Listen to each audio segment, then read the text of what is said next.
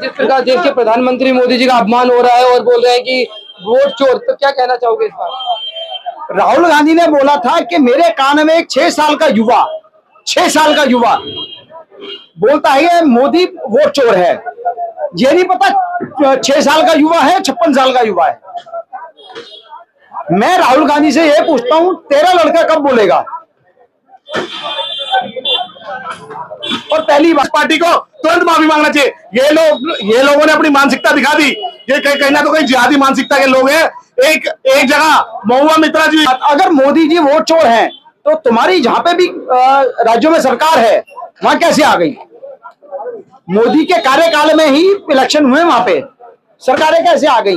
हिमाचल, कर्नाटका, केरला। क्या लग रही है माता का अपमान कर रहे हैं ऐसे लोगों को, क्या बोलना चाहोगे? यार एक बात बताओ, ये माता का अपमान कर रहे हैं, इन्होंने अपनी माता का, धरती माता का सम्मान कहाँ किया है? देश की प्रधानमंत्री मोदी जी की माता का अपमान। मैं वही कह रहा हूँ, धरती माता का, जिसमें मोदी भी पैदा हुआ, राहुल गांधी का भी पैदा हुआ और राजीव गांधी भी पैदा हुआ, इंदिरा गांधी भी पैदा हुई।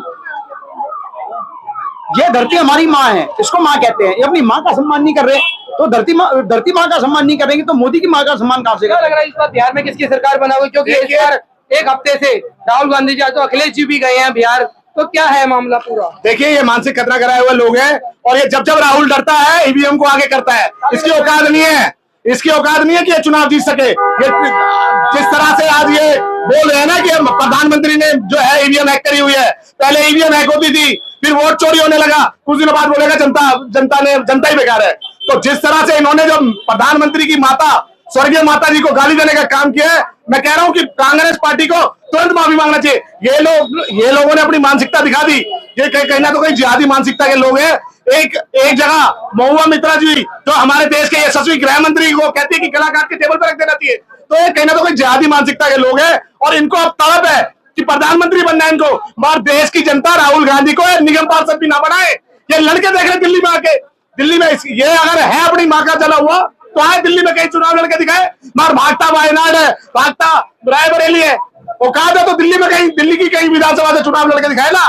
तो क्या लग रहा है इस बार बिहार में फिर क्या होगा? बिहार में एक तरफा एनडीए गठबंधन की सरकार बनेगी, क्योंकि वहां पे मोदी जी और नीतीश जी का सुशासन है और हमने देखा है 20 साल से जो विकास हुआ है वहां पे।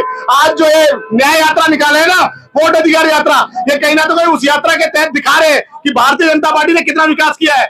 जहां गड्ढों में सड़कें होती थी, आज फ्लाईओवर हो गया, अच्छी सड़कें हो गई, जल से नल हो गया, घर हो गए। तो ये तमाम तरह का विकास करने का काम किया है एनडीए गठबंधन ने। हाँ जी। तो क्या लग रहा है देश की प्रधानमंत्री मोदी जी की अपमान किया है, माता का अपमान किया है, तो ऐसे लोगों को क्या कहना चाहोगे? ऐसे लोगों को माफी मांगनी चाहिए, इनको तुरंत माफी मांगनी चाहिए। नहीं तो ये जो आज इतनी यहाँ पे जो उग्र प्रदर्शन हुआ है, ये और कह रहे हैं कि वोट चोर भी है भाजपा। तो वोट चोर तो इनकी माता जी थी।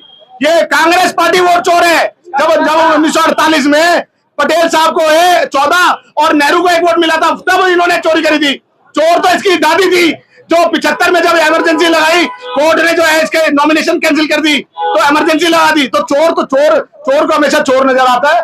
भारतीय जनता पार्टी निष्पक्ष तरीके से चुनाव लड़ रही है।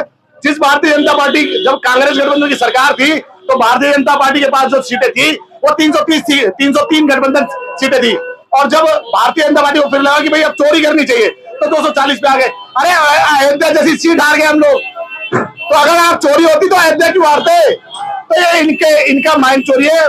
बीजेपी के पास योगी और मोदी है और कांग्रेस के पास मानसिक रोगी है। इस मानसिक रोगी का कुछ नहीं होता।